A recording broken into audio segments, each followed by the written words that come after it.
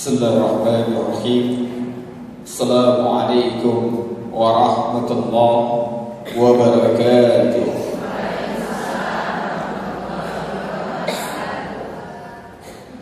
Zaman nas al-yawmin la rayba fi inna Allah ala kulli shay'in qadir. Ma khalqukum wa la ba'thukum illa ka nafsin wahidah inna Allah samii'un basir. Asyhadu an la ilaha illallah بصير النذير وسراج المنير المبعوث بأساس الحق وأصول الإيمان والخضوع للملك ديا صلى الله عليه وعلى آله والتابعين لهم بإحسان إلى يوم الدين أما بعد فيا عباد الله ومن أحسن قولا ممن دعا إلى الله وعمل صالح وقال إنني من المسلمين وقال إذا غفر الذنب وقابل توب سديد العقاب ذي طول لا إله إلا هو إليه المصير فنرى الحديث في كتاب الله على الهدى محمد صلى الله عليه وسلم والسر الأمور محدثاتها فإن كل محدثة بدعة وكل بدعة ضلالة وكل ضلالة في النار. Yang insyaallah mudah-mudahan senantiasa diberikan kemuliaan oleh Allah Subhanahu wa taala. Guru-guru kita semua yang hari ini hadir, yang mohon maaf tidak bisa disebutkan satu persatu, tapi insyaallah tidak akan mengurangi kemuliaan beliau di hadapan Allah Subhanahu wa taala. Ketua beserta seluruh jajaran pengurus majelis taklim, para orang tua kita semua yang hari ini hadir, yang mudah-mudahan oleh Allah Subhanahu wa taala senantiasa diberikan kesehatan, kesempatan dan kemudahan untuk bisa beribadah kepada Allah Subhanahu wa taala. Wabil khusus para jamaah sekalian yang hadir, yang mudah-mudahan oleh Allah Subhanahu wa taala senantiasa diberikan istiqomah. Al-awwal, kita panjatkan puji syukur kehadirat Allah Subhanahu wa taala yang telah mempertemukan kita semua. Salam dan salawat semoga tercurah dengan kita Nabi besar Muhammad sallallahu alaihi wasallam beserta keluarga, sahabat dan pengikutnya sampai akhir zaman. Ini pertama kalinya kembali saya tiba di masjid ini. Biasanya terakhir kemarin Ramadan dan khatib Jumat. Dan hari ini saya bisa hadir di tempat ini. Bagi yang belum kenal, salah satu sunnah nubuwah, salah satu sunnah kenabian adalah ta'aruf. Izinkan saya memperkenalkan diri. Biasanya saya dipanggil dengan sebutan Bambang Syuhada. Kawan-kawan dai memanggil saya dengan sebutan Abu Sahidah. Yang penting jangan Abu Jahal atau Abu Gosok. Apalagi Abu Janda, tolong jangan. Dari namanya Bambang, saya asli dari Jawa. Saya asli dari Tegal. Cuma tampangnya Jakarta, dialeknya Padang, jenggot Timur Tengah, mata India, pakaiannya Pakistan. Status menikah, anak baru 6. Insya Allah selama istri belum mengibarkan bendera putih, insya Allah saya akan lanjutkan produksi. Karena kita tidak tahu dari anak mana yang akan mengantarkan saya dan istri menjadi miftahul jannah, kunci surga buat saya semua. Anak satu kalau hobinya main nonton drakor, drama Korea, wassalam sudah. Mudah-mudahan di sini gak ada yang nonton drakor ibu ya. Gak ada. Bu, aktivitas saya tinggal di komplek Pepabri, dekat dari sini. Aktivitas saya sehari-hari terapis gangguan jin dan sihir. Jadi hati-hati yang duduk di belakang dan sambil nyender, karena jin demen yang di belakang dan nyender. Baik, Bu. Hari ini saya ingin angkat sebuah nasihat dari Ibnu Taimiyah dalam Syarah Al-Aqidah Al-Wasithiyah. Kata Ibnu Taimiyah, saya'til waqti, akan tiba nanti masanya kita akan bertemu kembali seperti hari ini. Saya'til waqti, akan tiba nanti masanya kita akan bertemu kembali dengan semua orang-orang yang telah meninggalkan kita semua. Saya'til waqti, akan tiba masanya nanti ibu akan bertemu kembali dengan nenek dan kakek kita, bertemu kembali dengan ayah dan ibu kita, bertemu kembali dengan suami dan istri kita, bertemu kembali dengan anak-anak kita, dan bertemu kembali dengan cucu kita, bertemu kembali dengan seluruh tetangga-tetangga kita semua dan saudara-saudara kita. Mana? Kapan itu terjadi? Ya'bidullah al-arda wa ya'bi samawat. Ya'bidullah al-arda, kalau nanti bumi digulung, wa ya'bi samawat, dan langit itu dilipat, dijadikan satu kembali dan berubahlah menjadi padang mahsyar. Saat itulah nanti kita semuanya ketemu kembali. Dibangkitkanlah kita nanti satu persatu. Tidak ada satupun manusia akan dibangkitkan pada saat itu. Manusia akan dibangkitkan satu persatu berdasarkan amaliyahnya ketika meninggal dunia. Yang tidak disucikan, maka dia akan dibangkitkan dalam keadaan dipermalukan sama Allah Subhanahu wa Ta'ala. Yang disucikan dan dimuliakan, maka sesungguhnya dia bangkit dalam keadaan yang penuh membahagiakan. Yang meninggal dunia dalam keadaan tilawatul Quran, maka Allah bangkitkan dia dalam keadaan sedang membaca Al-Quran. Yang meninggal dunia dalam keadaan sujud, Allah bangkitkan dia dalam keadaan sujud, sehingga membuat dirinya bahagia karena semua orang iri terhadap dirinya. Yang meninggal dunia di tempat karaoke, dia juga meninggal dunia sambil bawa mic di dalamnya. Yang meninggal dunia dalam keadaan gantung diri, maka dia Allah akan permalukan karena dia nanti bangkit dalam keadaan kemudian membawa tali di lehernya. Yaqsalul mutakabiruna yaumal qiyamah amsalu zurri bisurri zurri rizali yaksahum zullu min kulli makan. Bahkan ada di antara kalian yang dipermalukan oleh Allah Subhanahu wa Ta'ala karena kesombongannya ketika hidup di dunia, maka Allah bangkitkan dia dalam keadaan yang dulunya sebesar manusia, dibangkitkan dalam keadaan kecil sebesar semut dan diinjak-injak oleh seluruh penduduk mahsyar. Kemanapun dia berlari dan dia diinjak-injak. Wajha mutawat. Setiap di antara kita semua dalam keadaan cemas dan ketakutan di hadapan Allah Subhanahu wa Ta'ala. Lam ya'idu yadhaku, hilang tertawa kita pada saat itu. Lam ta'ud tabtasim, hilang senyum kita pada saat itu. Ini tegang nih.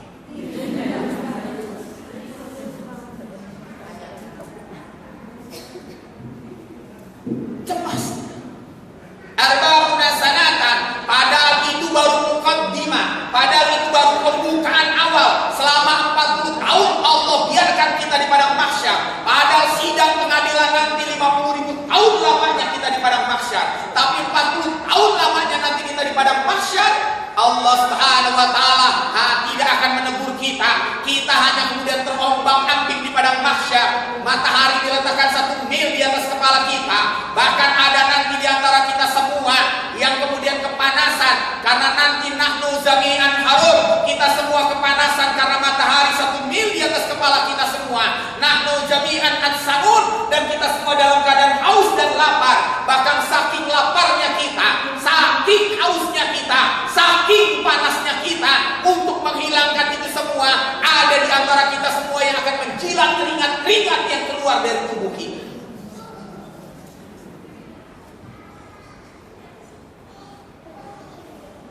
Kita cemas semua hari. Kita ketakutan semua hari. Sampai kemudian nanti datang masanya. Yubayyinullaha kulla a'maluna. Sampai kemudian arba'una sanatan, 40 tahun berlalu, kemudian kita dicuekin sama Allah, didiemin sama Allah, kita terombang-ambing di padang mahsyar. Arba'una sanatan, pada saat itu tiba-tiba yubayyinullaha kulla a'maluna, Allah kemudian gelar itu sebuah layar tancap raksasa untuk kita semua. Dibukalah nanti kemudian CCTV hidup ibu semua. Dibuka CCTV hidup kita semua, dari lahir sampai kematian menjemput kita semua. Ar-alaina, maklumlah kita semua, karena Allah akan tampakkan semua keburukan dan Allah akan tampakkan juga semua kebaikan kita. Semua orang melihat, semua orang menjadi syahidan, menjadi saksi atas apa yang kita lakukan di dunia. Nenek kita menjadi saksi, kakek kita menjadi saksi, ayah ibu kita menjadi saksi, suami istri menjadi saksi, anak-anak menjadi saksi. Yubayyinullaha kulla a'maluna, ketika amalan itu ditampakkan sama Allah. Ar-alaina, malulah kita semua. Di dunia kita bisa jadi berdusta, tapi la yumkin, pada saat itu kita tidak akan pernah bisa berbohong kepada Allah Subhanahu wa Ta'ala. Di dunia boleh jadi kita bisa merekayasa kasus-kasus yang ada, tapi nanti di sana Allah akan tampakkan semua kecurangan-kecurangan kita. Di dunia boleh jadi kita berkata, bukan saya yang mengambil uang itu, bukan saya yang mengambil harta itu, tapi nanti Allah perlihatkan tangan kita yang mengambilnya. Allah perlihatkan wajah kita yang mengambil.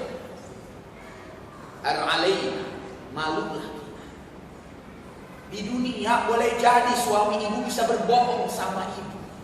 Saya nggak pernah jalan dan WA si Tini. Gak ada yang begini ya. Saya nggak pernah WA Bu Tini. Boleh jadi dia berdusta kepada ibu. Tapi nanti di sana tidak akan bisa, karena ketika nanti CCTV itu dibuka, diperlihatkan, ternyata jam 10 malam lewat 15 menit dia WA si Tini mengucapkan sweet dream honey. Sambil keluar itu emotikonnya dari mulutnya, gambarnya lope. Sambil dia kirimkan bumerang sama melet doang.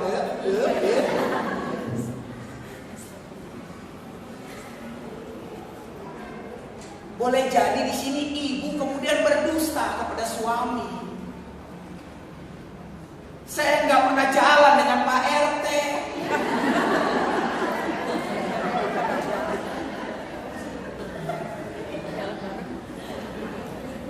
Saya nggak pernah pergi dengan Pak RT. Tapi ketika CCTV itu dibuka, ternyata ketahuan ibu jalan dengan Pak RT, jalan-jalan ke Ayon Mall sambil pegangan tangan dan sambil menikmati takoyaki dan kopi kenangan di sana.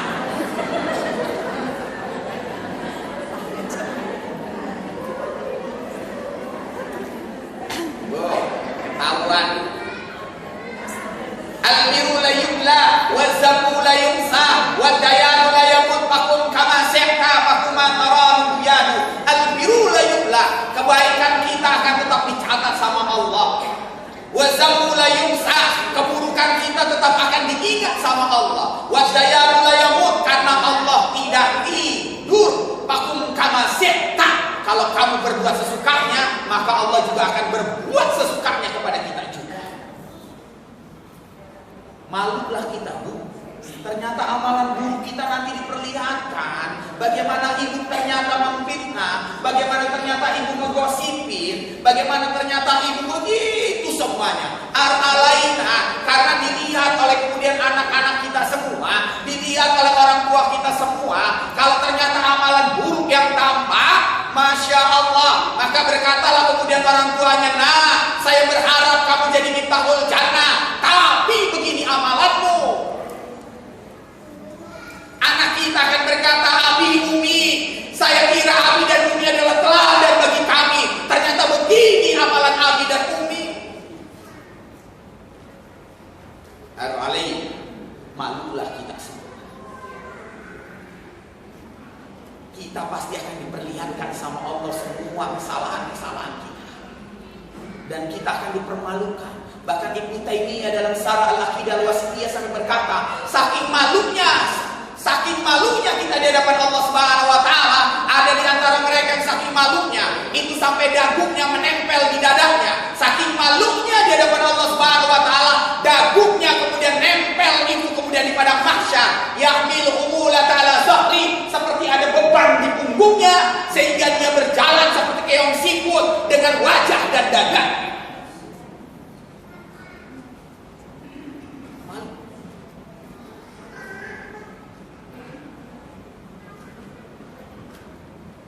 Dalam kitab Fathul Bari, Ibnu Hajar Asqalani berkata begini, salah satu majmu'at mahfuz, tapi nanti di yaumul, pada saat nanti kita hari dipermalukan sama Allah Subhanahu wa taala, ada 3 kelompok yang oleh Allah Subhanahu wa taala diselamatkan.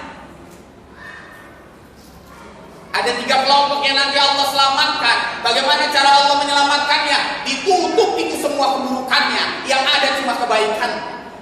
Ditutup itu semua aibnya, yang ada cuma kebaikannya. Ditutup atas apa yang kemudian dosa-dosa dia lakukannya, yang tampak cuma kebaikannya. Dan semua orang di penduduk mahsyar cuma melihat bahwa dia adalah zalika adna ayyurabna fala yuzaina, dia orang baik. Mudah-mudahan kita termasuk di dalamnya.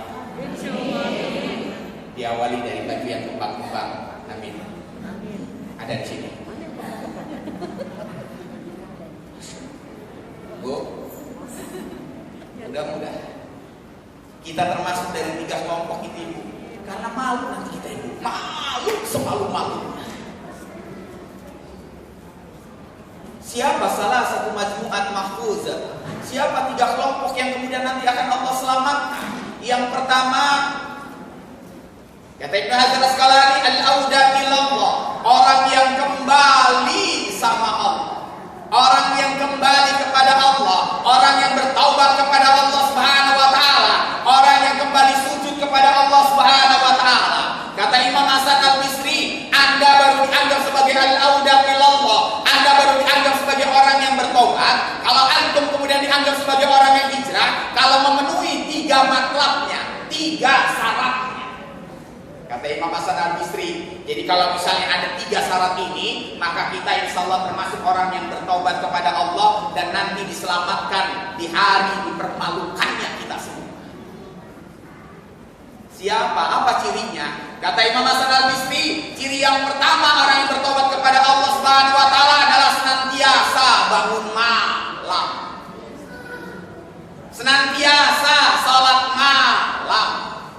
Hadis riwayat Muslim, sesungguhnya Allah Subhanahu wa taala menunggu kedatangan seorang hamba tiap malamnya, menunggu kedatangan seorang hamba yang datang kepada Allah, nazarul ainul ma, dalam keadaan menangis sama Allah, ainu bakar min khasyatillah, karena takut atas semua dosa-dosanya, maka sesungguhnya Allah Subhanahu wa taala membersihkan dirinya dan menyelamatkan dirinya nanti di hari permalukannya semua manusia. Salat malam. Makanya sampai Allah Subhanahu wa taala, Rasulullah SAW dalam hadis riwayat Tabrani sampai berkata dengan sangat keras, Innallaha azza wa jalla yuqidu kullah, sesungguhnya Allah murka pada salah satu kaum di antara kalian semua. Allah murka pada salah satu kaum di antara kita semua. Siapa mereka? Sifatul laili, bangke di malam hari. Masya Allah. Gak enak banget tuh disebutnya bangke. Siapa bangke di malam hari? Orang yang dalam 1 tahun gak pernah sholat malam, orang yang dalam 1 bulan gak pernah sholat malam, orang yang dalam 1 minggu gak pernah sholat malam, seolah-olah dia gak pernah berbuat dosa, kagak pantas bangun malam dan minta ampun sama Allah Subhanahu wa taala. Takutnya kita, Bu. Makanya kalau ada bau bangke, jangan-jangan ada yang gak pernah sholat malam di tengah kita. Oh, hati-hati, dia nggak pernah sholat malam seminggu saja dianggap bangke oleh Rasulullah. Saat serem sholat malam, baru bangun, mau sholat malam, mau wudhu, jendela, gubrak, tidur lagi. Ada yang begitu? Ada yang begitu? Oh, ada yang sudah bertekad kuat. Saya nggak takut. Tempat angker akan kujelajahi, tempat serem akan kudatangi. Bangun malam, pasang alarm sana sini. Bangun ibu, jam 3 dia bangun. Dia wudhu, dia gelar sajadah, dia takbir, Allahu Akbar. Tapi tiba-tiba ghairil maghdubi alaihim waladdallin, ada yang nyaut di belakangnya, amin. Lanjut apa kabur? Lanjut apa kabur? Kok kabur? Allah, nengok kabur. Masya Allah. Siapa tahu ada jin-jin muslim di antara kita yang ingin sholat makmum dengan kita. Kenapa ingin tahu? Takut. Sholat malam. Jadi kalau ada yang mengaku saya sudah taubat Ustaz, apakah Anda terbiasa bangun malam? Tidak Ustaz, bohong. Saya sudah hijrah Ustaz, tapi apakah Anda orang yang terbiasa bangun malam? Tidak Ustaz.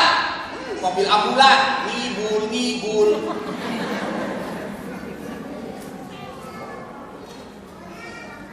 Ciri orang yang bertobat itu bangun malam. Ciri orang yang bertobat itu bangun malam. Ibu jangan lupa, Istinbatul ahkam, ketetapan hukum syariat yang pertama itu, yang diperintahkan itu bukan sholat 5 waktu kewajiban pertama, yaitu sholat malam. Tapi karena dianggap memberatkan umat, maka kemudian cuma 5 sholat kewajiban kita.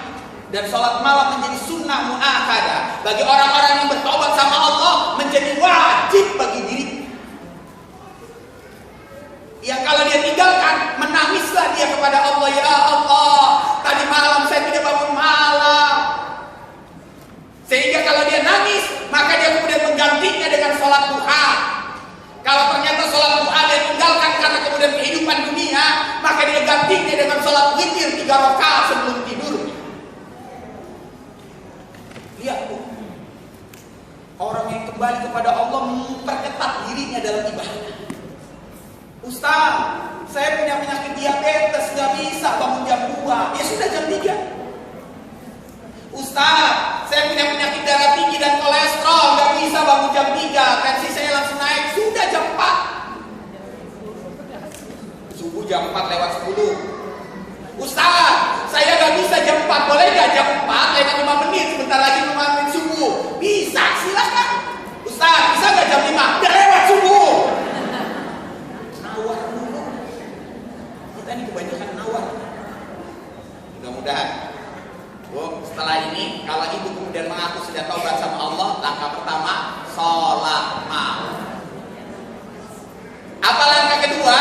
Kata Imam Hasan al-Bisri, antum baru telah dikatakan bertobat, kita semua telah dikatakan kembali sama Allah. Kecuali ciri yang kedua, lembut, menjadi pribadi yang lebih lembut, lebih penyayang, lebih sabar.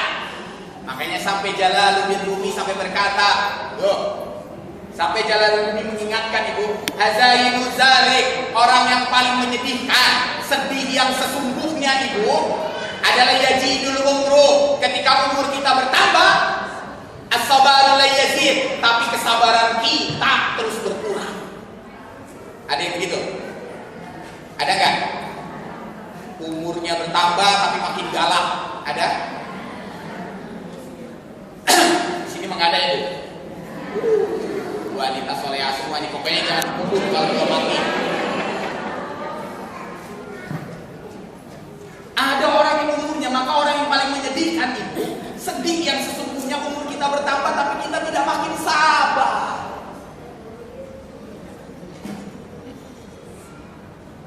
Umur kita terus bertambah tapi kemudian tetap galak, sama mantu galak, sama cucu galak, sama tetangga galak, padahal cuma gara-gara urusan buang sampah ke tempat sampah di rumahnya galak. Ada yang begitu? Masya Allah. Biarin aja ibu dia buang sampah ke tempat sampah kita, hitung-hitung kita wakaf. Pantes tempat sampah gua penuh terus, lu sih ya. Makanya di rumah saya siapkan 3 tempat sampah ibu. Tapi emang penuh terus nih. Wakaf biarkan ibu ngalir. Karena nanti kita butuh itu semua. Maka lembut, maka suami yang kembali sama Allah lembut, sayang banget sama istri. Jadi kalau suami ibu kemudian telah kembali sama Allah, kemudian tidak lembut sama ibu, bohong. Ya Rasulullah, siapa laki-laki yang paling baik di antara kami semua? Laki-laki yang paling sayang dengan istrinya. Seperti apa ya Rasulullah yang paling baik akhlaknya terhadap istrinya? Yang seperti apa ya Rasulullah SAW yang paling lembut lisannya terhadap istrinya? Maka lihatlah bagaimana Rasulullah SAW lembut kemudian lisannya. Lihatlah kalau Rasulullah SAW lagi marah dengan istrinya, apa yang dikatakan Rasulullah? Sampai dia berkata kepada istrinya, kalau Rasulullah dimarah, ini ayat, tutup matamu. Suruh tutup mata. Suruh tutup matanya. Tutup matamu. Kenapa? Agar dia tidak melihat bagaimana Rasulullah marah di wajahnya. Padahal marahnya Rasulullah, kata saya alwi dalam kitabnya Fadilatul Umat Muhammad, marahnya Rasulullah saja ingin menarik kita. Lagi kita kalau marah menarik nggak mukanya bu? Rasulullah, ini enak, tutup matamu, takut maju ke depan. Setelah sampai ke depan, apa yang dilakukan? Dipeluk, dicium dindingnya. Sambil berkata hilang. Umi, ini enak, tutup matamu.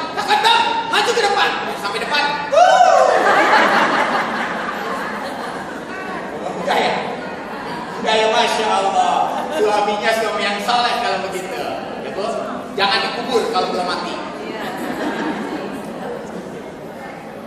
Lihat Bu, Rasulullah SAW. Lihat Bu, Rasulullah SAW ketika main petak umpet dengan istrinya Sauda. Ketika Rasulullah mengetuk pintu Sauda, tak tak tak, Assalamualaikum. Sauda bersembunyi di balik pintu.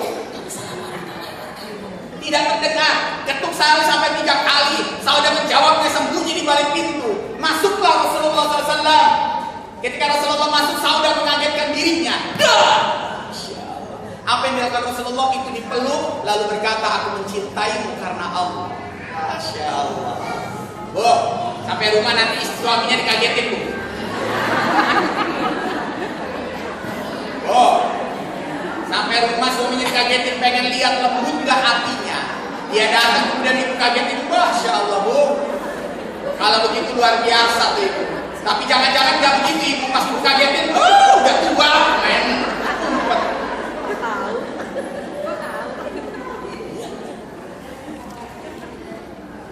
Maka Rasulullah memanggil istrinya dengan sebutan ya Humairah, wahai yang merah-merah. Jangan karena istrinya hitam ya Hajar Aswad. Gak usah. Lembut. Sampai ada seorang murid, ada ibu pengajian, saking kemudian dia semangat. Ustaz, suami saya romantis. Iya, saya dipanggilnya Alpil. Dia kagak ngerti Alpil. Gajah.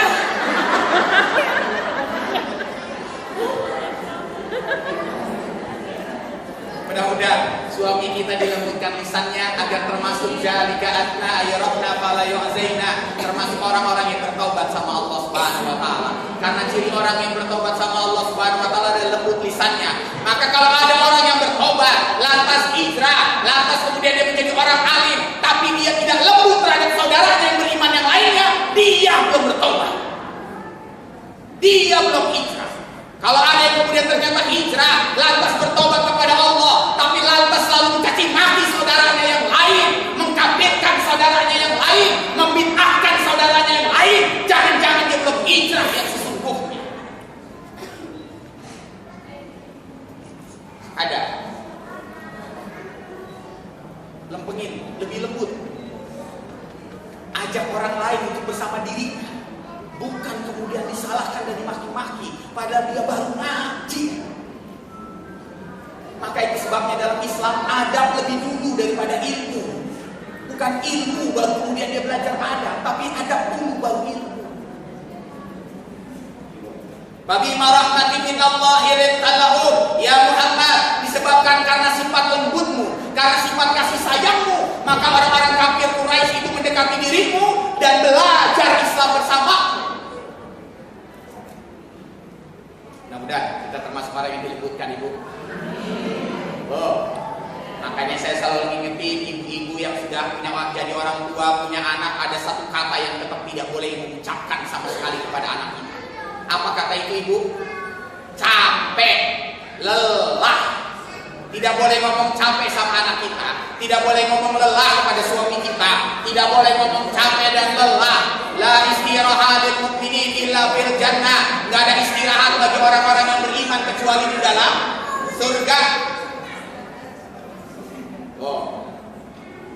Kita mau ngomongin capek dulu. Ma, ajarin saya, ma, ada PR. Ma capek. Sana ma Abi, datang ke abinya. Abi, ajarin Abi. Abi capek baru pulang kerja.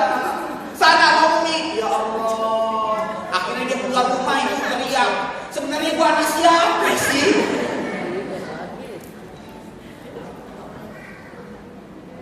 Kita capek itu di rumah, tapi nggak boleh ngomong capek. Makanya kalau misalnya anak datang kepada saya, Abi, mau setoran hafalan Abi. Oh iya. Abi, mau diajarin Abi. Iya. Boleh. Tapi boleh nggak Abi mandi dulu? Boleh Abi, mandi dulu. Udah Abi, boleh nggak Abi makan dulu? Makan dulu. Boleh nggak Abi selonjoran dulu di kasur? Boleh Abi, kamu di samping saya. Boleh nggak kita tidur sebentar aja? Boleh Abi. Nggak boleh sampai pagi Bu. Jangan ngomong capek dan lelah. Abi habiskan waktu bersama mereka. Itu yang kedua, Bu.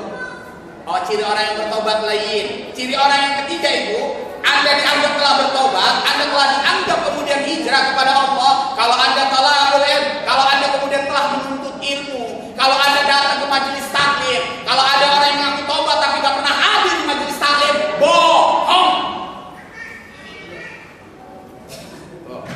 Majelis taklim adalah kumpulannya para orang-orang yang kembali sama Allah. Jadi kalau seandainya ada orang yang kemudian ternyata dia ngaku bertobat tapi nggak pernah kembali ke majelis, nggak pernah datang ke majelis taklim, maka sesungguhnya dia belum bertobat. Ustaz, saya ngajinya di YouTube, masya Allah. YouTube itu cuma dia tambahan.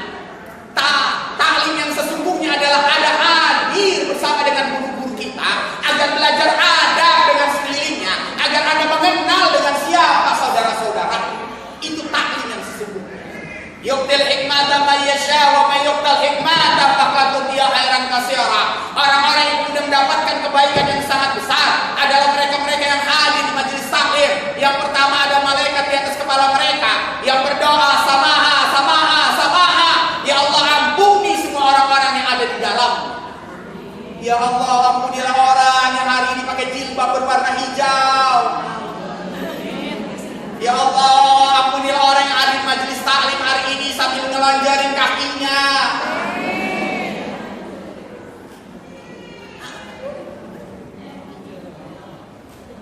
Allah ampunin asal datang di majelis taklim. Itu satu.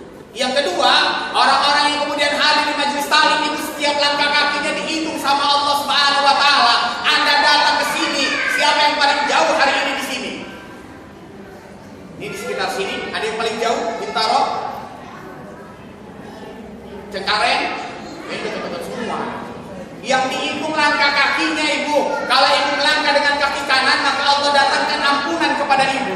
Kalau Ibu melangkah dengan kaki kiri, Allah Ibu dapatkan kasih sayang dari Allah Subhanahu wa taala. Alladzi yaghfirullahu fi dzunubikum. Dosa-dosa itu dibersihkan sama Allah. Kaki kanan diampuni, kaki kiri disayang sama Allah.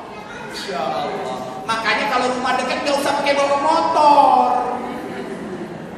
Jalannya muter. Ini rumah sini set, muternya cuma pagar doang.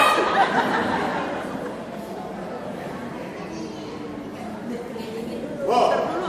Iya, celeduk dulu, gitu ya. Coba sebalungan, dimencong, gitu ya. Jalan lagi, kemudian dekat Ampera, situ Ibu. Pak Ustadz apal. Sampai situ. Jalan, Ustadz. Kalau saya Ibu kemudian pakai motornya di situ doang. Jalan. Kalau dekat sambil ketemu saudaranya, yuk ngaji, ayo ngaji. Panas Ustaz, panas. Tapi nanti akan datang masa yang lebih panas daripada hari ini. Dimana Ibu nggak mempan itu yang namanya sunblock, nggak mempan yang namanya Aporal, nggak mempan yang namanya skincare, nggak mempan yang namanya Warga, nggak mempan produk terbaru namanya Sapi. Agak apal, memang gue pakai.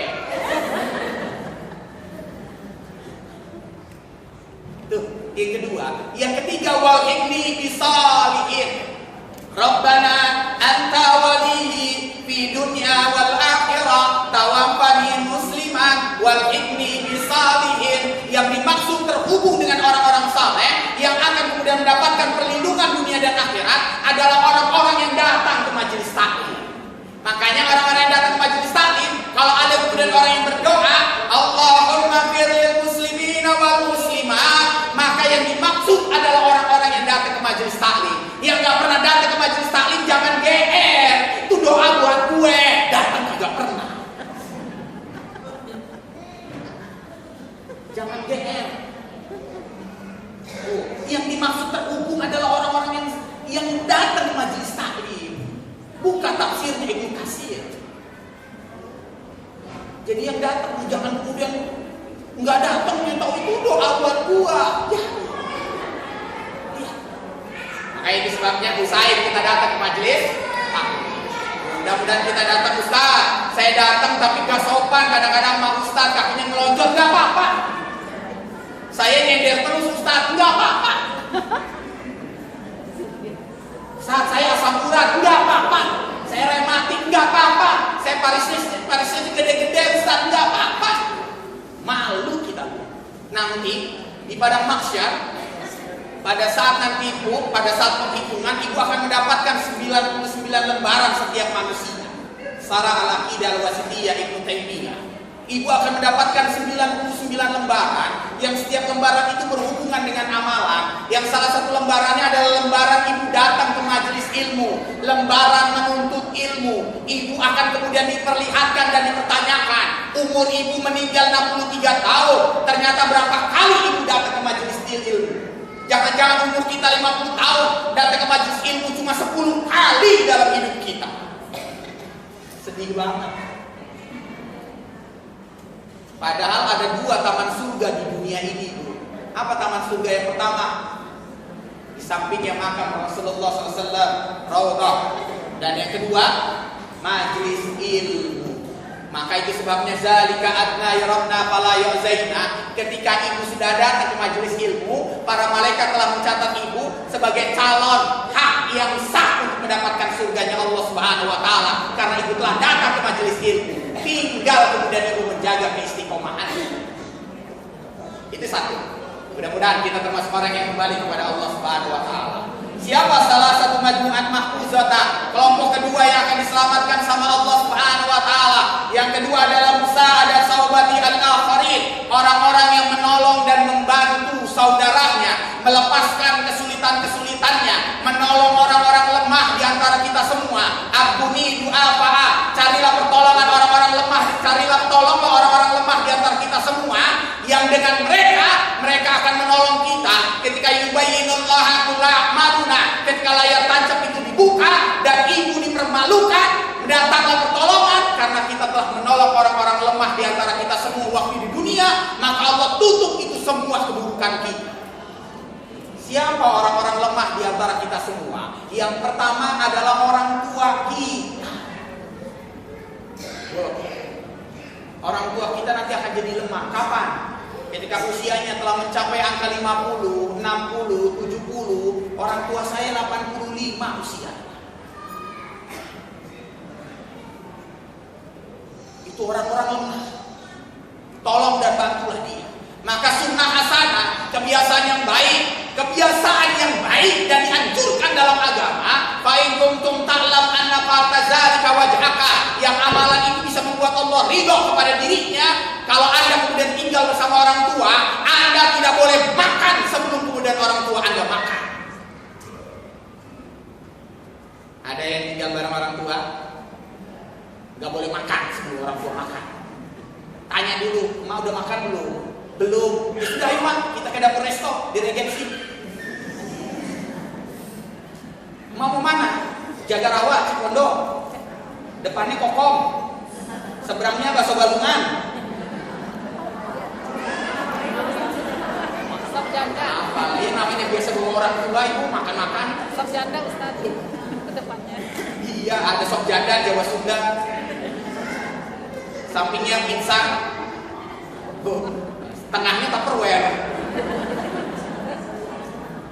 Apal ya? Ajak, nggak boleh. Ibu makan, orang tua belum makan, itu adab dalam Islam. Maka seorang istri sunnah hasanah, ibu nggak boleh makan sebelum suami makan, itu adab. Ngomong sama suami. Seorang istri nggak boleh makan sebelum suami makan, itu adabnya. Ibu sama suami makannya di luar siapa? Luar ibu, pantas gemuk-gemuk. Makan dulu. Tanya Abi, boleh gak saya makan? Karena ada suami ibu, ada suami yang gak mau makan kecuali bersama dengan istrinya. Saya termasuk suami yang gak mau makan kecuali bersama dengan istri saya. Bi, saya mau makan duluan boleh gak? Enggak, saya mau makan bersama kamu. Kalau ibu datang ke Museum Asmaul Husna di kota Madinah, ibu akan tahu bagaimana piring Rasulullah SAW. Ibu, piringnya cuma satu, mangkoknya cuma satu, ada piring kecil cuma satu, gelasnya seperti ini, Bu. Gelasnya tapi ada kakinya di bawah, Bu. Ini gak ada pegangannya, kakinya ada di bawah gitu, seperti kita yang ada buletannya, kakinya itu patah. Tapi Rasulullah SAW tetap memanfaatkannya dengan dililit kemudian pelepah kurma di sekitarnya. Romantis banget. Dan makan satu piring itu Rasulullah selalu berdua dengan istrinya itu. Kalau makan itu palanya sampai beradu. Kita begitu gak, Bu? Laki makan di mana, istri makan di mana. Gelasnya yang patah ibu, dari situlah lahir romantismenya. Rasulullah SAW kalau minum selalu bertanya, Umi, di mana bekas bibirmu? Lihat Allah, laki kita begitu gak, Bu? Makanya nanti sampai rumah, Umi minum. Nah, kasih tanda X di sini, Bu. Ini bekas bibir saya. Paling dia ngomong, gua dikasih bekas jigong doang. Mudah-mudahan laki kita termasuk yang romantis, Ibu. Oh, makanya kadang-kadang ada istri yang sengaja membelikan gelas khusus untuk suaminya. Yang udah gini. Bungkong dah tuh. Saya selalu beli gelasnya gede gini, Bu. Bungkong enggak. Biar banyak lamaan. Kadang-kadang ada istri yang sayang begitu dibeliin gelas sama. Ya. Tolong orang tua kita, jangan kemudian nanya, ayah sudah makan belum? Belum. Ya, nasinya udah habis ya. Anak kelewatan. La turid an tasma'u minas sama. Salah satu yang membuat langit itu gempa. Salah satu yang membuat langit itu kemudian menjadi gempa, Ibu, jadi goyang ketika ada kemudian air mata yang ditumpahkan oleh orang-orang lemah di antara kita semua, yang salah satunya adalah orang tua kita. Langit jadi gempa kalau orang tua kita menangis karena kezaliman anaknya. Maka celakalah nanti anak. Ibu, tolong orang tua kita, Ibu. Tolong jangan biarkan kemudian orang tua nanti kita kemudian ternyata kehilangan. Itu sebabnya, Ibu, ada perbedaan. Dr. Abdullah Nasiulwan dalam kitabnya Tarbiyatul Aulad berbicara dengan istri, berbicara dengan suami, berbicara dengan anak, berbicara dengan orang tua itu beda. Kalau ibu berbicara dengan kemudian istri, kalau kemudian berbicara dengan suami, diam, peluk, cium. Cuma itu. Kata Ali bin Abi Thalib. Diam, peluk, cium. Jadi kalau istri saya lagi marah, saya diam. Istri masih marah, saya peluk. Istri masih marah, saya cium. Jadi anak 6. Selesai. Tapi kalau ngadepin anak, terbalik, Ibu. Ingat, kalau ngadepin anak, Dr. Abdullah Nasiulwan begini nulisnya. Mengutip apa yang disampaikan oleh Ali bin Abi Thalib. Untuk anak, Ibu, diam, peluk, cium, nasihat. Nasihatnya di belakang. Jangan nasihatnya di depan. Kita mah kebanyakan nasihatnya di depan. Anak bandel langsung. Langsung, ya Allah, paha jadi Sumatera, tangan jadi kemudian Kalimantan, kita kemudian diem, nyesel, udah mukul, udah nyubit, lantas meluk, lantas nyium, maafin Umi ya, anaknya ngomong, udah pada biru minta maaf.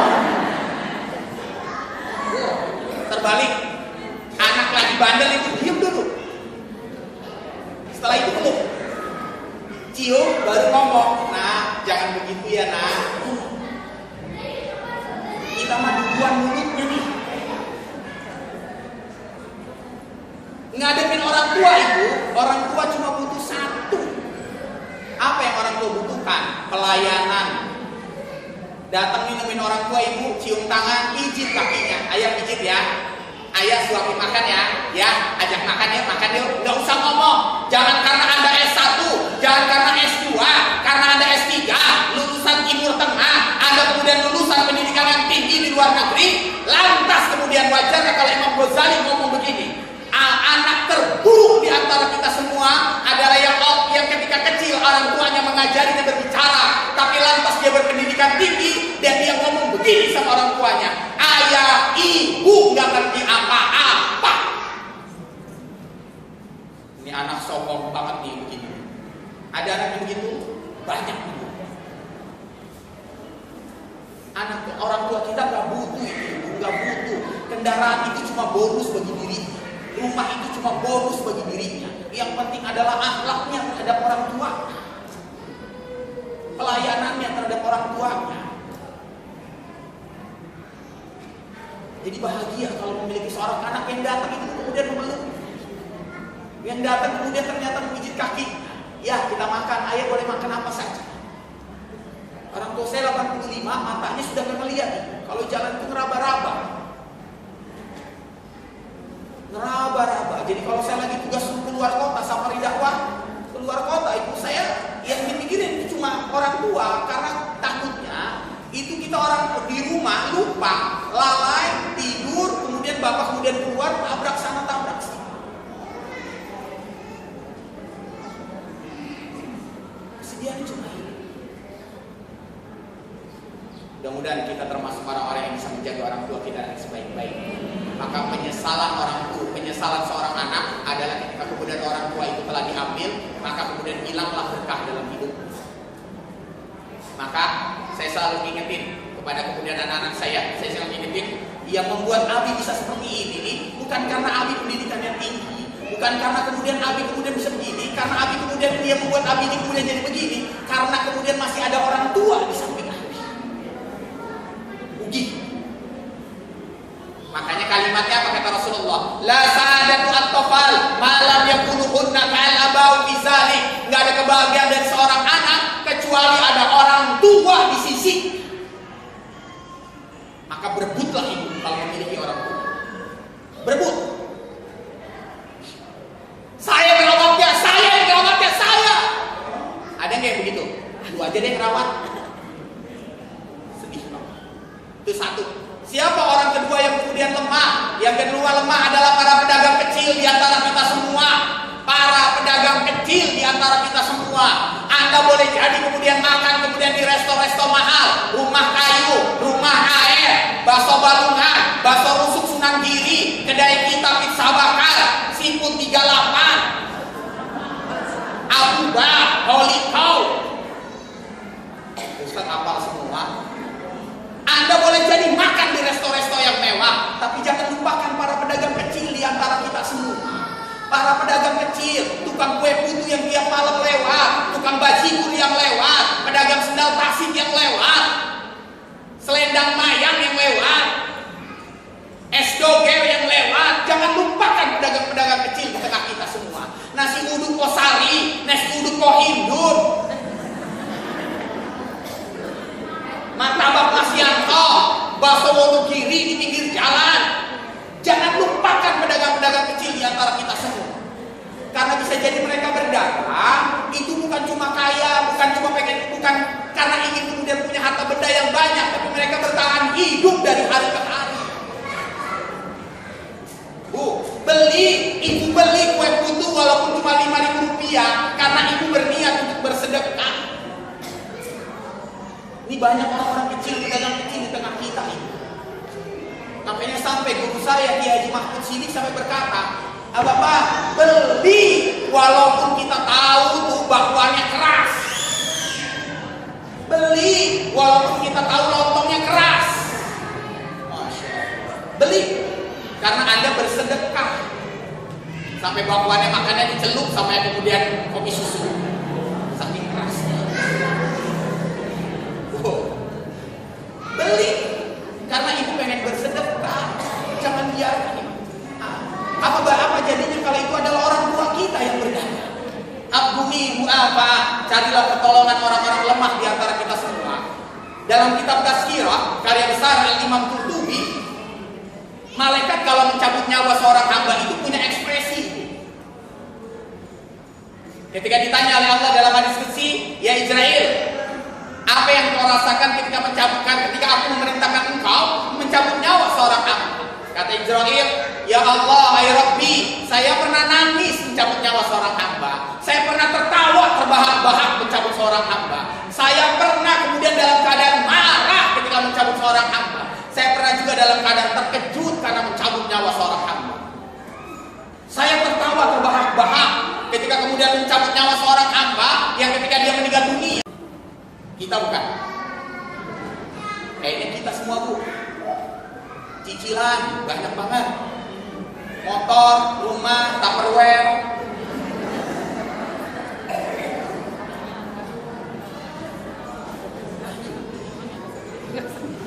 Cicilannya banyak. Tertawa, kita ini kemudian menyiapkan untuk dunia kita, lupa dengan kehidupan akhirat kita. Ibu punya nggak celengan di sebuah rumah, di rumah kita itu celengan, kemudian tulisannya tabungan umroh, tabungan haji, tabungan kurban. Mudah-mudahan kita punya. Karena kalau nggak punya ibu, kalau kita meninggal dunia dalam keadaan ada hutang, maka sesungguhnya malaikat Israel itu tertawa terbahak-bahak. La yadkhulul jannah hatta yatima tasdidu al-din. Tidak akan pernah bisa masuk surga orang-orang yang kemudian meninggal dunia masih membawa hutang dalam hidupnya. Arba'atu majmu'at mufallasa fi yaumul hisab. Salah satu yang bangkrut nanti di hari akhirat adalah mereka-mereka yang memiliki hutang ketika kehidupan dunia. Hutang kemudian 1 juta, maka Allah akan mengambilnya 1 juta kebaikan nantinya di akhirat. Habis. Makanya yang hari ini masih punya utang di kantin waktu SMA, makan bakwan 3 ngaku 1, bayar.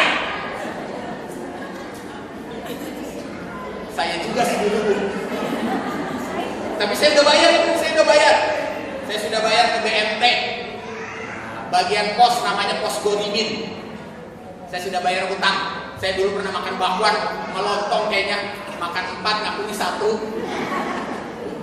SMA itu ibu, kita kalau udah kumpul rame-rame kan di kantin ibu, wah ibu bayar utang kita, utangi. Walaupun harganya cuma 100 rupiah, diambil 100 kebaikan. Karena 1 kebaikan nanti di akhirat begitu kemudian kita butuhkan. Pedagang kecil, jadi nanti kalau ada tukang kue putu beli ibu. Ada es selendang mayang, beli. Bang, selendang mayangnya bang, habis neng, mayangnya ada bang.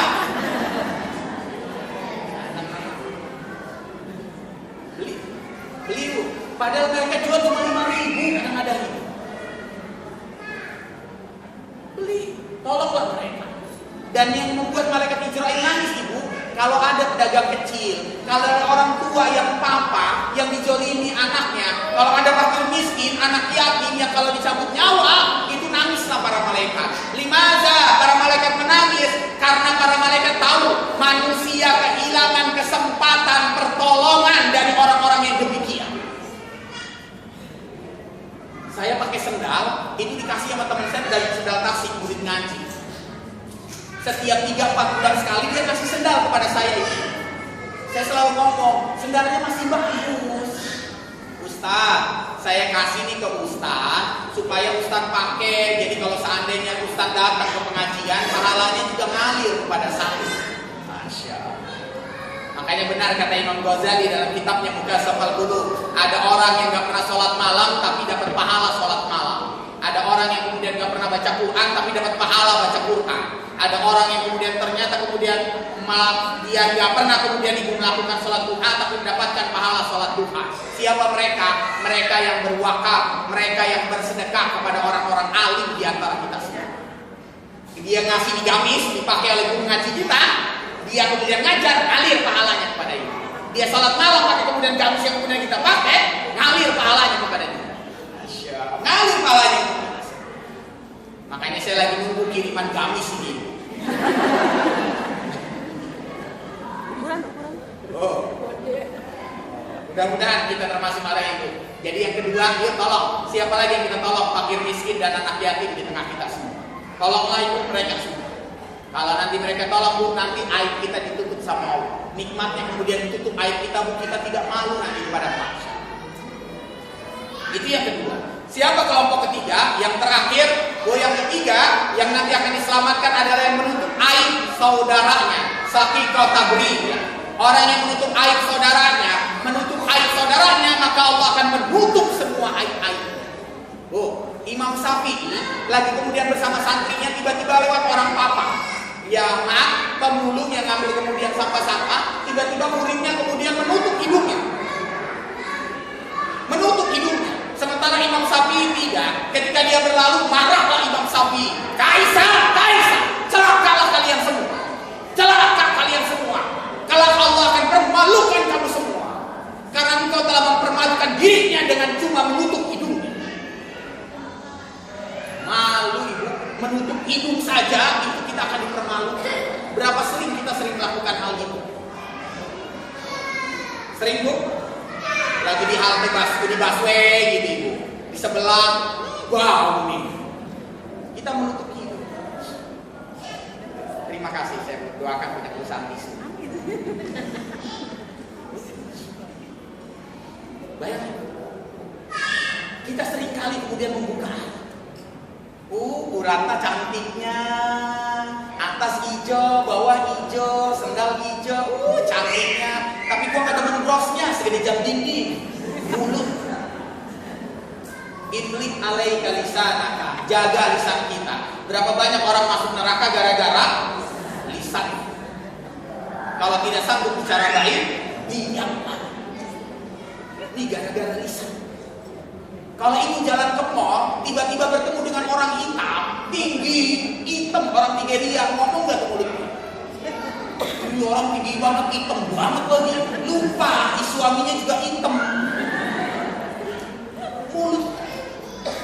Makanya orang-orang Indonesia banyak yang kemudian ketika berangkat umroh dan haji, dia celaka di sana karena gak bisa menjaga lisannya. Lisannya ini bisa dijaga. Itu ujian nih buat kita. Maka tutup kita lisan kita untuk menutup aib saudara-saudara kita.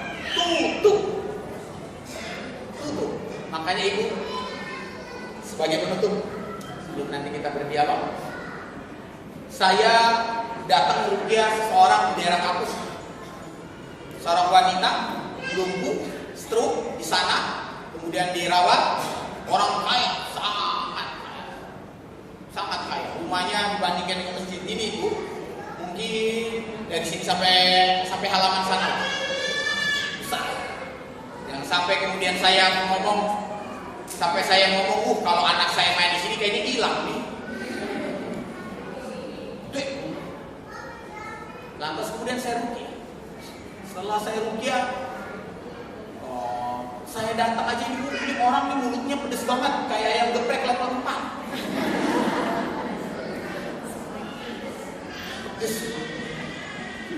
Saya datang, saya dibilang bandar narkoba. Sedih banget.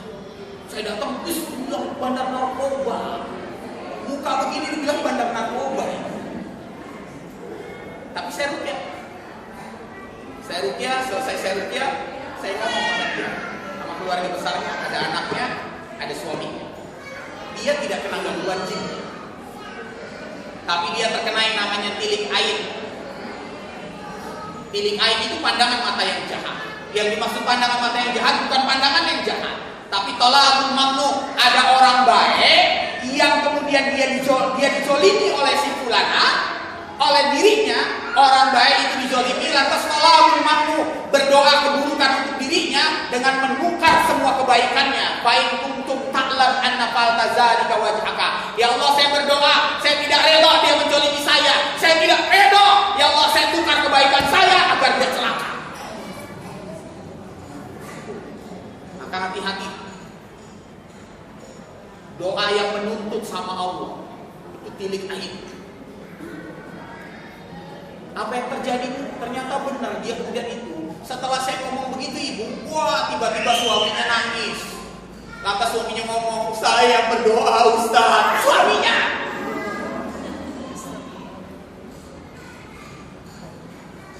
Usut punya usut, suaminya tidak diperlakukan seperti suami. Istrinya orang kaya dan suaminya bukan. Sehingga berbeda kasta dan kemudian diperlakukan. Maka saya minta kepada dia, gimana Ustaz cara ngobatinnya? Kalau kita lihat dalam hadis orang-orang yang terkena tilik ain, maka yang pertama harus dia lakukan adalah dia mandi bekas air orang tersebut, baik bekas wuduknya atau bekas air mandinya. Itu gampang, karena suaminya. Tapi saya yakin, ini mulutnya pedas, bukan cuma pada satu orang ini. Maka langkah kedua pada orang lain harus mendapatkan maaf, inventarisir siapa-siapa saja yang pernah disakiti lewat lisannya. Ternyata sampai 76 orang ibu, 77 sama saya karena saya dibilang bandar narkoba. Dia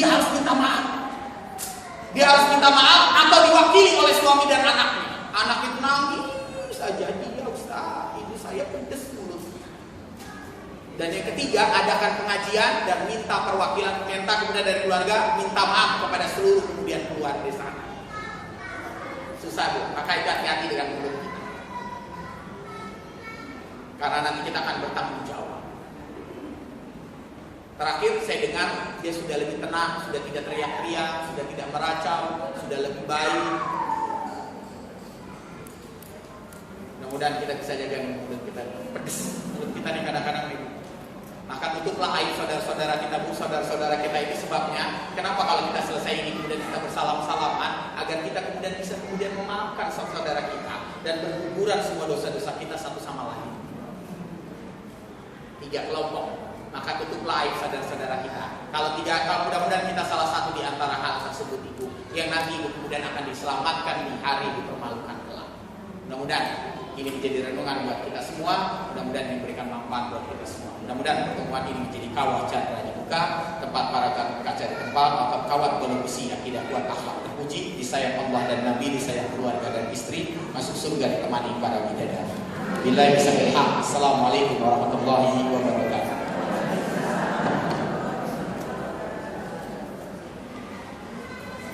Salam. Ya, ibu-ibu yang ada mau bertanya sama Ustaz, ada sampai 15 menit lagi Ustaz. Siapa Bu?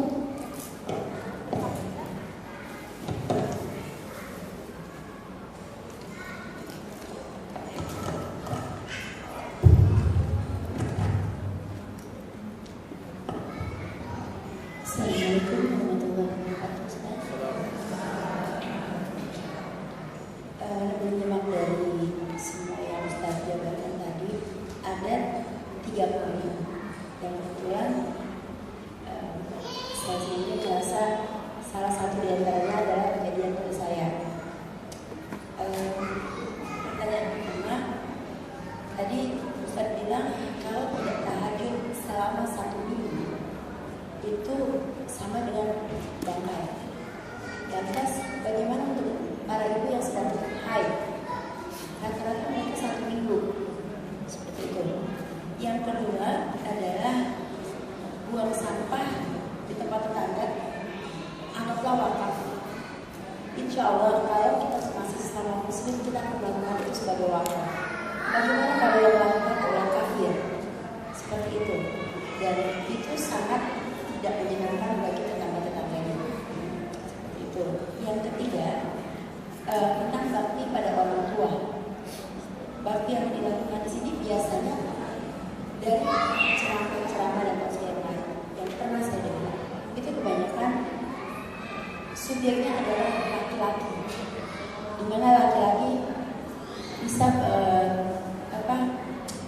menanggung 4 wanita, anak, istri, ibu dan saudara perempuannya. Sementara mungkin banyak di antara kami di sini adalah keluarga yang hanya bersaudara perempuan, tidak ada saudara laki-laki. Bagaimana kami berbakti?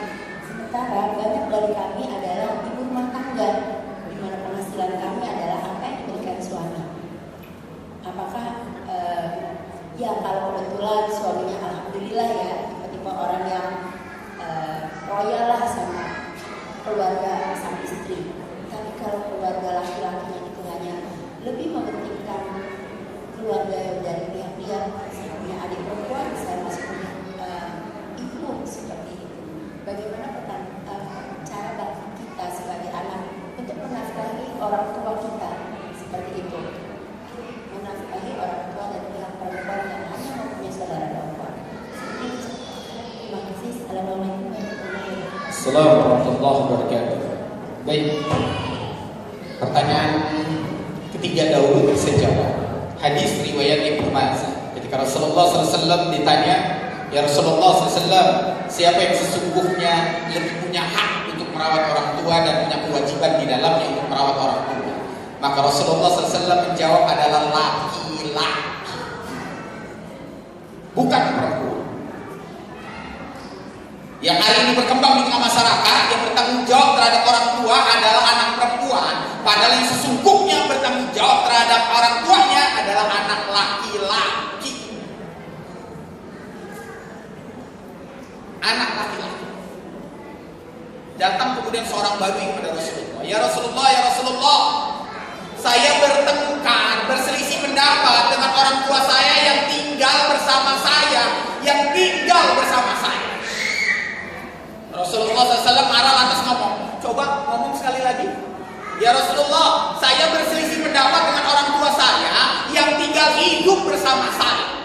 Coba sekali lagi. Rasulullah sampai mengulanginya 3 kali.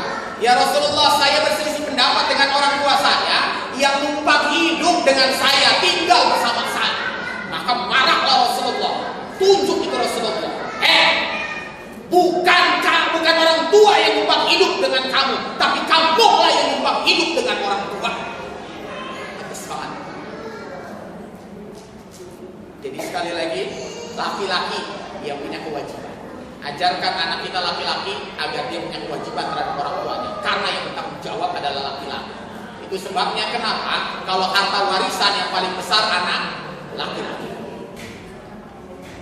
Anak laki-laki. Tapi bagaimana kalau misalnya perempuan semua?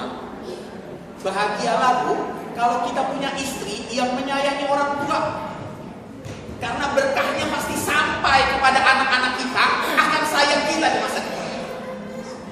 Bahagialah kalau ibu memiliki suami yang sayang begitu sayangnya sama orang tua. Karena berkahnya akan sampai pada anak-anak kita, dan anak-anak kita akan merawat kita nanti pada saat kita usia tua. Jangan kemudian buat suami kita untuk milih orang tua atau buah. Ada yang begitu? Kalau saya lu sama buah, berikan kesadaran, pemahaman, bahagia memiliki kemudian istri yang sayang sama orang tua. Ustaz, bagaimana kalau ternyata suaminya gak mengerti? La tasil, yang namanya paling kesedihan azali nuzali, kesedihan yang sesungguhnya adalah yajidul umruku, kalau nanti kita sudah tua, murafikatan wahidanan, kesepian yang sesungguhnya bagi orang tua adalah idza mayital kubur, kalau kita diletakkan dalam kubur ibu, la atasil bi walika bi salatika. Enggak ada kita punya anak, enggak ada yang ngirimin doa buat kita, itu adalah kesedihan yang sesungguhnya. La atasil bi walika bi sadaqatika hazalinu zalik, kesedihan yang sesungguhnya adalah kita kemudian anak kita kaya, harta yang banyak, investasinya banyak, tapi kalau bersedekah nggak pernah atas nama orang tuanya, itu adalah kesedihan buat diri. Maka ibu kalau bersedekah jangan atas nama diri kita sendiri, tapi bersedekahlah atas nama orang tua, karena ibu dapat 2 pahala, 1 untuk orang tua, 1 untuk diri ibu sendiri. Tadi Romo lewat atas nama siapa? Atas nama siapa? Lupa Ustaz. Ambil lagi, masukin lagi. Jadi kalau seandainya ternyata suaminya gak mengerti, doakan.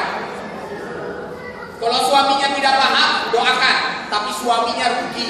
Suaminya rugi kalau dia punya istri ternyata sayang banget sama orang tuanya. Bahagia banget. Maka bahagia saya memiliki istri yang sayang banget sama orang tuanya, karena berkahnya ngalir kepada anak-anak.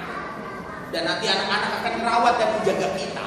Yang sampai nanti anak akan berkata dalam hidupnya ketika dia nulis, gua punya 2 pahlawan di dunia ini. Siapa? Ayah dan ibu saya. Mudah-mudahan kita termasuk itu. Jadi itu yang pertama. Yang kedua, bagaimana dengan orang kafir yang buang sampah di tempat kita? Dalam proses kebaikan dan muamalah, kita tidak memandang itu kemudian muslim atau kafir. Bukan non-muslim, kafir. Ya, nanti Dajjal datang ke Indonesia bukan kapal lagi, non-muslim. Kafir. Bagaimana dengan kemudian dalam proses muamalah, mau dia kemudian kafir atau muslim, lakukan. Tempat sampah kemudian dia tetap buang ke tempat kita, biarin, asalkan dia tidak buang di tengah jalan. Dan mulut kita gak usah pedas kalau ada kemudian buang di tengah jalan, gak usah ditulis, ya Allah cabutlah nyawa orang yang buang sampah di tempat ini, gak usah. Itu tolak mamnu. Dosa kebaikan ibu habis untuk nyumpahin dia. Ada yang begitu? Kelewatan. Jadi amalin, biarin aja, taruh aja walaupun dia. Saya naruh tempat 3 tempat sampah. Kemudian di samping saya itu orang kafir. Dan dia banyak juga suka buang sampah di tempat gak ada masalah. Maka Cuma gua kagak demennya kalau nyetel musik kok gedean. Nyetel musiknya malah lagu tembang kenangan dulu lagi. Sepanjang jalan kenangan, bawaannya kan gua pengen gandeng istri aja. Ini apa ini? Pertanyaan pertama tadi apa? Salat tahajud bagaimana dengan wanita yang sedang haid? Wanita yang sedang haid itu rukhsah, ada keringanan, maka selesai haid laksanakanlah sholat malam. Itu usahakan sholat malam. Makanya kalau ibu tidak bisa sholat malam disebabkan karena ibu punya penyakit, sholat duha sebagai ganti. Jangan sampai tinggalkan itu. Bu, ciri orang-orang yang kemudian sudah sampai pada tahap kemudian puncak ketaatan dan ketakwaan kepada Allah, yang sunnah itu menjadi wajib bagi diri. Yang sunnah jadi wajib. Jadi kalau ibu kemudian tidak mengerjakan kemudian sholat duha, rasanya ada yang kurang dalam hidup kita. Maka ibu telah menjadi orang yang kemudian mencapai pada puncaknya. Gua sedih banget. Kenapa nangis? Kenapa nangis? Saya gak sholat duha hari ini. Keren. Makanya Bu Imam Syafi'i pernah masuk ke dalam sebuah masjid, lantas kemudian selesai sholat nangis. Lantas ditanya, ya Syekh, kenapa? Saya nangis, sedih. Tadi saya masuk masjid, saya lupa kaki kiri dulu apa kanan dulu. Padahal itu cuma begitu. Sampai muridnya kemudian bertanya, kan itu cuma sunnah, Syekh. Cuma sunnah, dikerjakan kemudian mendapatkan kebaikan, tidak mengerjakan tidak berdosa. Maka Imam Syafi'i lantas kemudian balas dengan kemudian nada tinggi, itu Anda menganggapnya itu sunnah. Tapi bagi saya itu adalah cinta. Melupakan hal yang kecil terhadap kaidah sunnah, berarti Anda telah melupakan perasaan cinta. Tadi kita masuk kiri apa kanan? Apa lompat? Gitu. Ya, jadi mudah-mudahan kita termasuk orang-orang itu. Kalau sudah selesai ibu kerjain sholat malam, usahakan. Jangan sampai ibu nanti termasuk kategori orang yang dimurkai Allah karena disebutnya bangke-bangke di malam hari. Karena ini banyak orang jadi bangke-bangke di malam hari. Baik, ada lagi?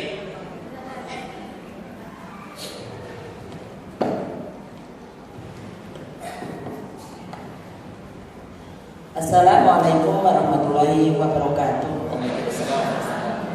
Mau bertanya Pak Ustadz, saya itu mengajak untuk majelis ilmu, tapi ada pertanyaan begini Pak Ustadz. Gurunya galak apa enggak kan gitu. Terus, gimana saya malu masih belajar Iqra gitu. Tidak apa-apa semuanya itu belajar, tidak ada yang bisa bilang gitu Pak Ustadz. Tapi kebanyakan orang-orang itu masih malas gitu loh Pak Ustadz. Bahwa dia itu udah mengaji pada malam Jumat, yang udah ngaji di sana kemari, tapi hasilnya itu kurang gitu loh Pak Ustadz. Terima kasih banyak. Wassalamualaikum warahmatullahi wabarakatuh. Assalamualaikum. Dalam istibatul ahkam, dalam ketetapan hukum syara ada yang namanya kaidah tajibu marhaqa fil ibadah. Paksakan dirimu kalau dalam persoalan ibadah. Karena sesungguhnya orang yang memaksakan dirinya dalam beribadah, dia dapat dua pahala. Satu, memaksakan dirinya, yang kedua pahala beribadah. Orang yang kemudian ternyata dia ngaji, lantas dia memang belum bisa apa-apa, maka dia tetap dapat dua pahala. Orang yang kemudian ternyata dia kemudian sakit, kakinya datang ke majelis taklim, tapi dia paksakan dengan tertati-tati sampai pakai tongkat, dia dapat dua pahala. Saya punya murid ngaji di Buana Garden, dekat dari sini Pasar Bengkok.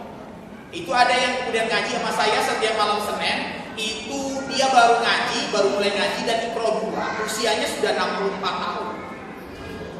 Dia ngaji. Saya sempat pernah tanya begini, ya, kenapa ayah ngaji? Padahal usia sudah 65 tahun. Lantas dia ngomong begini, Ustaz, saya malu. Anak saya bisa ngaji, saya kagak. Cucu saya hafalannya banyak, saya kagak. Saya malu Ustaz. Itu sebabnya saya paksain ngaji. Dan dia sudah ngaji dengan saya 5 tahun, tapi masih Iqra 2. Dia ngajinya sebulan cuma 2 kali. Alif Fatah, Alif Kasra'i, Alif Domaku, Babi, A-I-U, dipaksakan datang. Saya gak enak Ustaz, kaki saya melonjor terus. Ibu dapat 2 pahala. Itu enaknya orang yang memaksakan diri. Makanya Rasulullah SAW pernah suatu ketika sholat Isya itu baca yaitu Isa. 3 surat terpanjang. Pertama surat Al-Baqarah. Para sahabat pikir udah selesai, nggak taunya dilanjutin surat Al-Imran. Dipikir udah selesai, dilanjutin surat An-Nisa. 3 surat terpanjang dalam Al-Quran dibaca dalam satu rakaat. Ya Allah, ada yang kabur nggak para sahabat? Nggak ada itu. Jadi nyender-nyender. Nyender itu saking lelahnya itu. Bayangin selesainya sampai tengah malam. Dan rakaat kedua Rasulullah SAW baca surat Al-Ikhlas. Kalau kita mah kabur nggak bu? Imam siapa? Rasulullah maksa itu para sahabat, dipaksakan dan para sahabat memaksakan diri. Rasulullah SAW dalam Sirah Nabawiyah Ibnu Isa pernah ceramah dari subuh sampai maghrib. Ini kalau saya ceramah sampai subuh sampai maghrib, itu sanggup nih bu sampai maghrib? Saya kagak sanggup. Tapi masyarakat ibadah. Ya, guru kita nih bu, kadang-kadang ibu datang ibu perjuangannya luar biasa. Padahal salah satu adab ibu di dalam pesantren itu, kita nggak boleh nih sampai guru kita datang duluan, sementara kita nih datangnya belakangan. Sekarang begini nggak? Itu ada. Kita datang duluan, diusahain. Oh, saya mondok di pondok pesantren Suralaya, Abah Haram, Tasikmalaya. Saya waktu di pondok bandel banget ibu, nonton layar tancap dulu. Zaman saya layar tancap dulu kan pagarnya itu cuma bambu, toek begini doang, gitu molos. Tapi guru saya selalu berada di samping. Ketemu botak. Begitu ibu sampai botaknya habis, akhirnya hukumannya apa bu? Hukumannya bu, ya Allah, saya kalau sama kawan-kawan ingat itu nangis itu bu. Kenapa? Hukumannya saya akan hukum kamu dengan pijitin kamu sepanjang malam sampai kamu tidur. Jadi bukan kita yang pijitin kiai yang pijitin kita. Malu gak bu? Pijit Pak Kiai jangan, Pak Kiai jangan, Pak Kiai jangan. Kita dipijit tidur. Pak Kiai jangan sampai tidur. Pak Kiai jangan sampai panjang malam kita nangis. Besok saya nggak nonton layar tancap lagi Pak Kiai. Kita dipijitin loh Pak Kiai.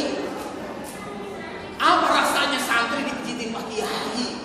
Waduh, tidur Pak Kiai jangan. Bahkan dipegang Pak Kiai. Awas gini Allah apa kita malu Masya Allah. Nangis kita semua dan sejak saat itu ibu kita kagak nonton layar tancap lagi. Lihat guru-guru kita itu luar biasa. Guru-guru kita luar biasa. Cuma kitanya yang kadang-kadang. Makanya jangan heran ibu kalau ada guru-guru kita ngajar tapi kemudian sambil nangis dari air mata. Karena dia punya zauq, punya perasaan lebih sensitif kepada Allah daripada kita. Makanya kalau ada guru kita nangis, ibu ikut saja nangis. Kenapa lo nangis? Guru gua nangis. Jadi saya percaya saja insya Allah paksakan diri kita untuk kemudian saya paksain ibu, saya safari dakwah keliling ibu. Saya dari Dai Hidayat itu biasa tugas ke daerah-daerah dalam. Terakhir saya ke daerah Jogja ibu. Ya Allah, daerah-daerah yang pedalaman. Kalau mereka tidak dibantu, mereka pasti akan dimurtadkan. Ada satu daerah di kampung di daerah Subang, itu satu kampung nggak ada satupun yang muslim. Limaza. Kenapa nggak ada satupun yang muslim? Karena satu kakak kepala keluarga dikasih 2,1 juta untuk menggadaikan akidah. Padahal saya datang ke sana bukan ceramah begini nih, saya cuma ngajarin wudu, cuma ngajarin sholat, cuma ngajarin ngaji aja. Dan ngirimin bantuan, kita ngelakuin bantuan banyak agar mereka terjaga akidah. Maka guru-guru kita itu dulu lebih hebat daripada itu semua. Maka jangan heran kalau para sahabat, jangan heran kalau para tabi'in itu meninggalnya bukan di kampung halaman, tapi meninggalnya di daerah-daerah. Ya, itu saja kita semangat ngajarin. Insya Allah, saya percaya Allah akan mencatat itu sebagai timbangan berat kebaikan. Dan kita sebagai murid datang lebih awal. Ini guru saja udah guru satu. Ada yang satu dari sana ngobrol aja sama Mas. Ada yang begitu? Mudah-mudahan bukan kita. Tip, alas, cukup.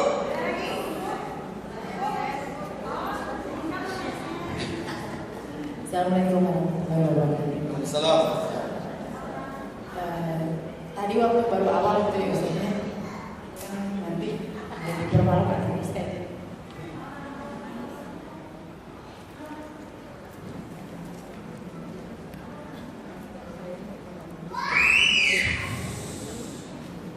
Seperti ada CCTV ya. Semua akan nampak nanti yang pernah kita lakukan. Saya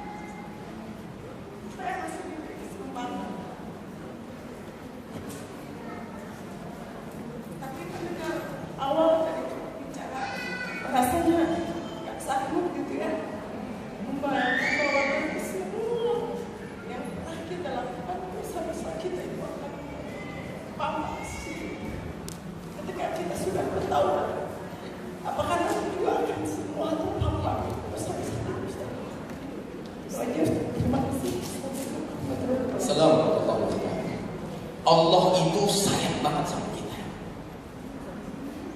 Kata Allah, "Faman kana min ba'di zulmi wa aslaha." Orang yang paling baik di antara antum semua bukan orang yang pernah melakukan kesalahan, tapi wa aslaha, tapi yang mau memperbaiki kesalahan. Ghafiri dzambi wa qabili taubi sadidil iqab zitawi la ilaha illa huwa ilaihil masir. Meskipun dosa antum semua setinggi gunung, sedalam lautan, kalau kita kembali sama Allah, maka sesungguhnya Allah Subhanahu wa taala akan menghapuskan semua dosanya seperti mendatangkan angin dan menerbangkan dedaunan dan debu-debu ke jalan.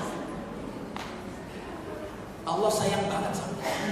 Maka orang-orang yang bertobat sama Allah hilang itu semua.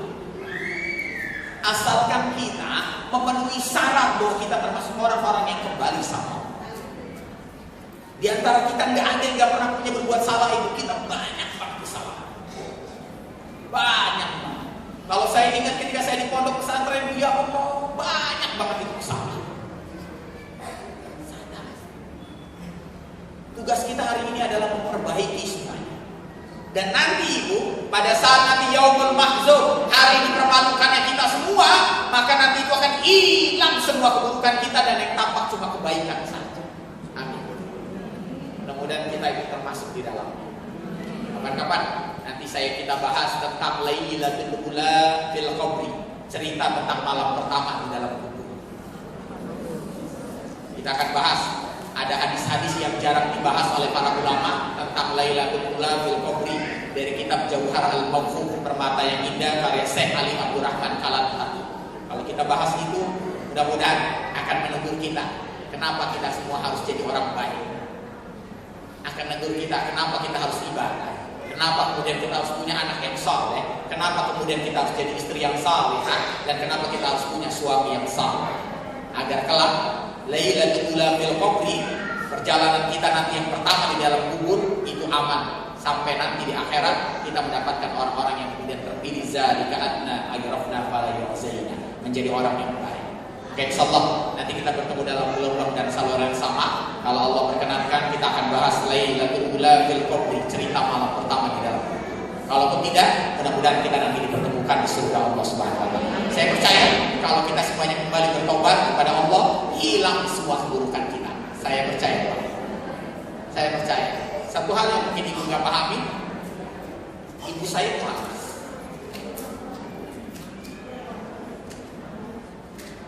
Ibu saya mualaf.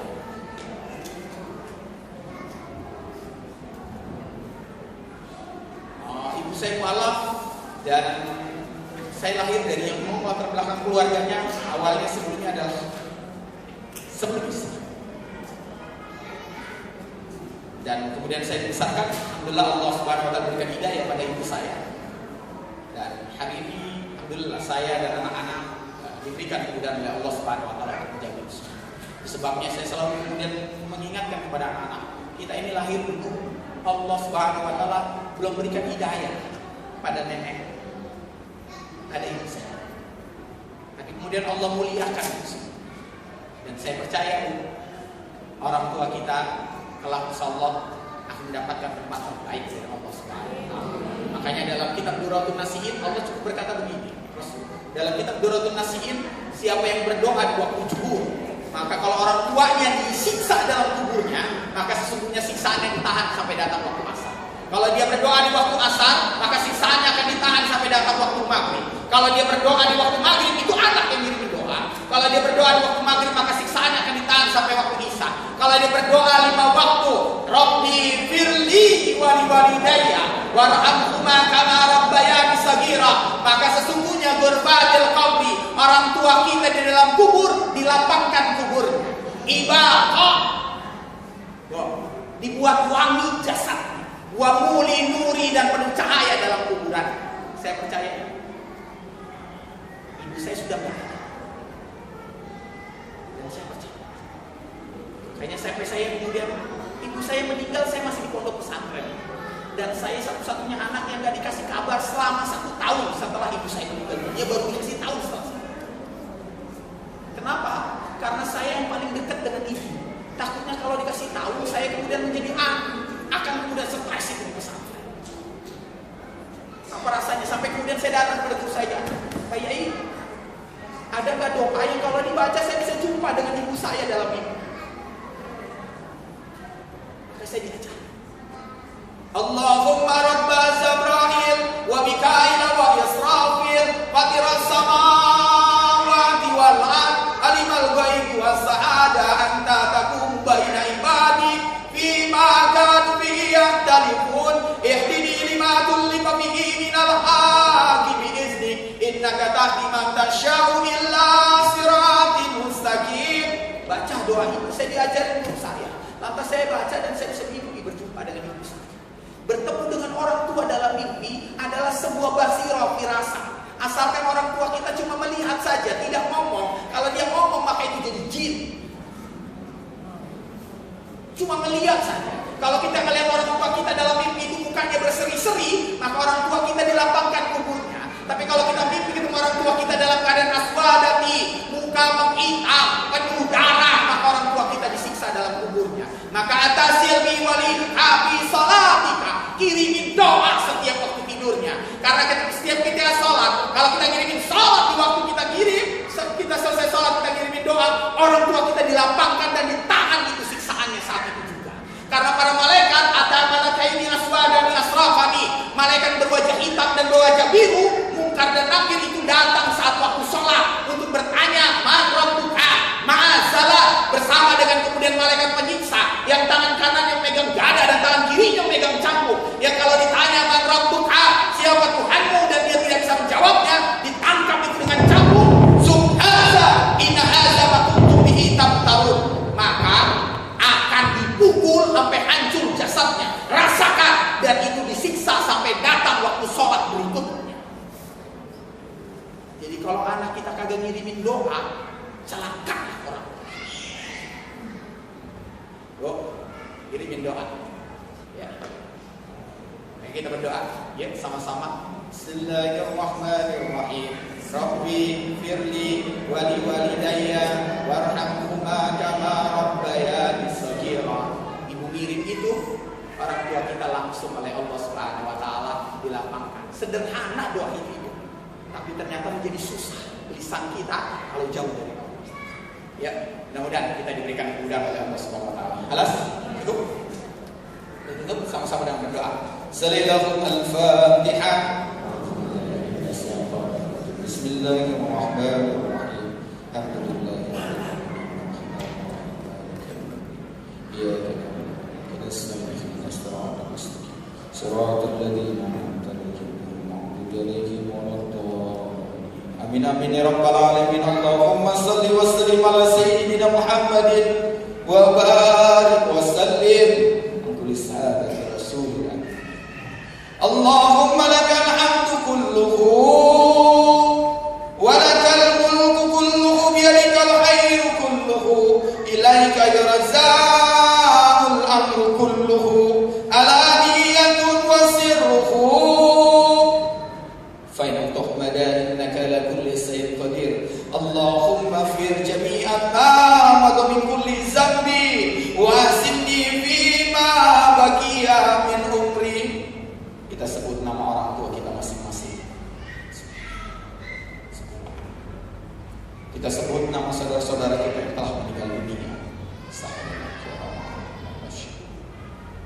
Allahumma rabba Sabrahil wa Mikail wa Israfil fatiras samawati wal ard alimal ghaibi was shahada anta taqumu baina ibadi fi ma kanu fi yakhtalifun ihdini lima kullifa fihi minal haqqi bi iznik innaka tahdi man tansha'u illa siratin mustaqim ya muqallibal qulub ya muqallibal qulub ya muqallibal qulub sabit qalbi ala dini rabbana zalamna anfusana wa illam taghfir lana wa tarhamna lanakunanna minal khasirin rabbana atina fid dunya hasanah wa fil akhirati hasanah wa qina adzabannar. Alhamdulillahirabbil alamin. Bila bismillah. Assalamualaikum warahmatullahi wabarakatuh.